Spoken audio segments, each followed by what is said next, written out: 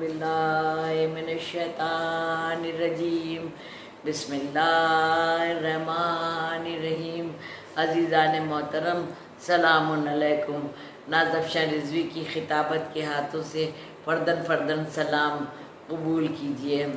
हम आप सब के भी शुक्रगुज़ार हैं जो अल्हम्दुलिल्लाह माशाल्लाह रजब से हमारा साथ दे रहे हैं।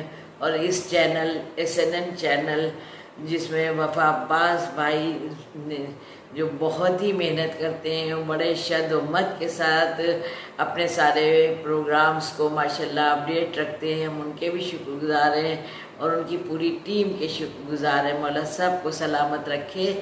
रमज़ानुल मुबारक के सिलसिले में माशाल्लाह हमारी गुफ्तगू हमारे आपके दरमियान जारी और सारी है। मुसलसल तमाम मारूज़ात हमारे आपके सामने मैंने पेश किए। कुरान मजीद की तमाम आयात की और अहादीस की तमाम सारी बातें हुई हैं। आज मुझे फिर से कुरान मजीद पर ही बात करना है कि देखिए ये इबादतों का दस्तरखान बिछा हुआ है माशाल्लाह। माह रमज़ानुल मुबारक चल रहा है, सब का दिल कवी है और चेहरे भी नूरानी हो रहे हैं क्योंकि याद खुदा में याद परवरदिगार में दिन और रात कट रहे हैं। हर लम्हा हर सांस में परवरदिगार आलम है। हर लम्हा बच्चे बच्चे को याद है कि रमज़ान चल रहे, रोज़ा है मेरा। कहाँ होटलों तक में पर्दे डाल दिए जाते हैं लोग रोज़ेदार के सामने भी। मतलब रोज़े की तो अहमियत जो है वो है, लेकिन रोज़ेदार की भी कितनी अहमियत है और करना भी चाहिए उसका अदब व एहतराम। परवरदिगार आलम ने सब कुछ बता दिया। अहले बैत अलैहिमुस्सलाम के ज़रिए हम तक पहुँची है सारी बात। सारे मैं कहती हूँ तहज़ील मसाइल ज़रूर अपने पास रखिए, जैसे नहजुल बलागा हैं, जैसे सहीफ़ सज्जादिया। तो कुरान मजीद की तो बहार है ही है, लेकिन ये सब वो बेशकीमती ख़जाने हैं, ये वो बेशकीमती किताबें हैं। और देखिए बहुत से माशाल्लाह जो बहुत शौकीन हैं, जिनकी तरबियत में, जिनके वजूद में, जिनकी अपनी सोच व फ़िक्र में इल्म रच बस जाता है। आप देखिए मैंने देखा है अक्सर ऐसे घरों में भी बाकायदा अशरा पढ़ने का मौका मिला। मैंने देखा कि पूरी उनकी लाइब्रेरी घर में बनी हुई है। आम तौर से ज़रूरी नहीं है कि कोई ज़ाकिर और ज़ाकरा हो उन्हीं के पास किताबें हों और या लाइब्रेरी हो, या घर में भी शौक़ होना चाहिए। घर में जो किताबें होती हैं जो बड़े लोग जैसा माहौल बनाते हैं, उससे बच्चों की छोटे छोटे बच्चों की ज़िंदगी में कभी कभी एक एक जुमला किताब कहीं से भी खोली, कोई एक जुमला ऐसा होता है कि आप लोगों की सवाने उम्री पढ़िए, सवाने हयात पढ़िए तो आपको मिलेगा कि कभी कभी एक जुमला किसी किताब का बच्चे की ज़िंदगी का टर्निंग पॉइंट हो जाता है और फिर वो क्या से क्या बन जाता है। माशाल्लाह हमारी दुआ है परवरदिगार हर एक को इस तौफीक दे। परवरदिगार के इस इल्म से हम लोग सब और सबकी नस्ल दर नस्ल फैज़याब हो। कुरान मजीद का जो ज़ौक़ और शौक़ रमज़ानुल मुबारक में होता है वो रमज़ान के बाद भी बंद ना हो। इतने हमारे दिलों को नूरानी बना दिए, हमारे ज़हनों को कुशादा बना दीजिए कि वो फिर कभी बंद ना हो। चाहे मुख्तसर सा पढ़ें लेकिन तफसीर के साथ, तर्जुमे के साथ, पता तो हो कि अल्लाह हमसे कह क्या रहा है, अल्लाह चाहता क्या है, मेरी मकसद क्या है मेरी दुनिया में आने का, ये सारी चीज़ें। और देखिए हम तिलावत कुरान करेंगे तो उससे अल्लाह का कोई फ़ायदा नहीं होने वाला है। उसने तो अशरफुल मखलूक़ात बना के हमें आपको भेज दिया है और कह दिया है कि हम देखेंगे कि तुम लोगों में बेहतर कौन है। तो जन्नत और जहन्नुम इसीलिए बनाई गई है कि जैसा जो अमल करेगा वो वैसा वहाँ उसको मिलेगा। तो अल्लाह से दुआ है, जो शाक़ ज़ुक़ूम और शाक़ तूबा पर हमारी आपकी बात हुई थी کہ شاق ذوقو مشاق طوبہ کی پروردگار عالم نے شعبان میں ہی بتا دیا کہ کیسے کیسے لوگ جہنم میں جاتے ہیں، اور جو نیک کام کرتے ہیں تو وہ کیسے ان شاخوں میں لپٹ کے جنت تک جاتے ہیں۔ تو وہ یہی بات ہے کہ جو اہل بیت علیہ السلام کے در پر رہے گا، جو ان سے علم حاصل کرے گا، جو اپنی حیات کو ان کے نقش قدم پر چلائے گا اور خود چلے گا، تب اپنے بچوں کو چلائے گا، اور پھر اس سے نسل در نسل جیسے چل رہا ہے تو یہ کارواں آگے بھی انشاءاللہ چلتا رہے گا۔ تو قرآن مجید ایک ایسی کتاب ہے پروردگار عالم کی طرف سے جس میں زبر و زیر کی نہ تبدیلی ہوئی ہے نہ ہوگی، اور کیا شان ہے، کیا اس کی روح ہے، کیا کمال کی کتاب ہے کہ 1400 سال پہلے بھی جس نے کھولا وہ سمجھتا ہے میرا ہے، ہم سے کہا جا رہا ہے۔ اس کے بعد خرامہ خرامہ زندگی چلی، لمحے چلے، صدیاں گزرتی چلی جا رہی ہیں، جو کھولتا ہے لگتا ہے اسی سے بات کر رہا ہے، اسی کی بات کر رہا ہے، اور اب اسی کا اپنا ہے، ہوتا ہے نا۔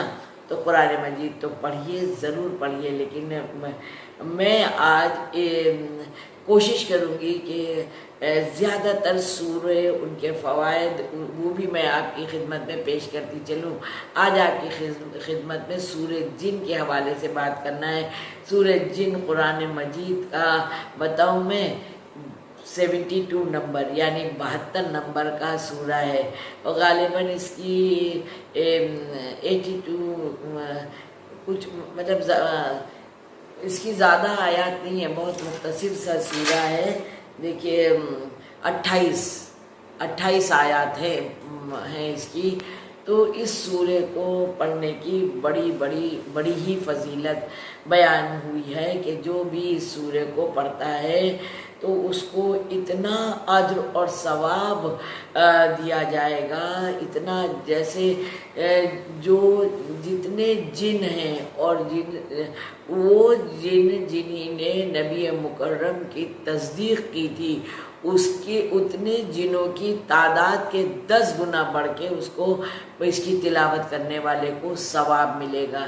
پھر ملتا ہے کہ یہ اتنا اہم سورہ ہے کہ اس کی تلاوت جب ہم کہتے ہیں کہ جب چاروں کل ہم لوگ پڑھتے ہیں نا، تو اس کے بعد 5واں سورہ یہ سورہ جن کو پڑھنا چاہیے، اور آگے پیچھے سلوات، اس کے بعد دعا کریں انشاءاللہ تو بہت جلدی قبول ہوتی ہے۔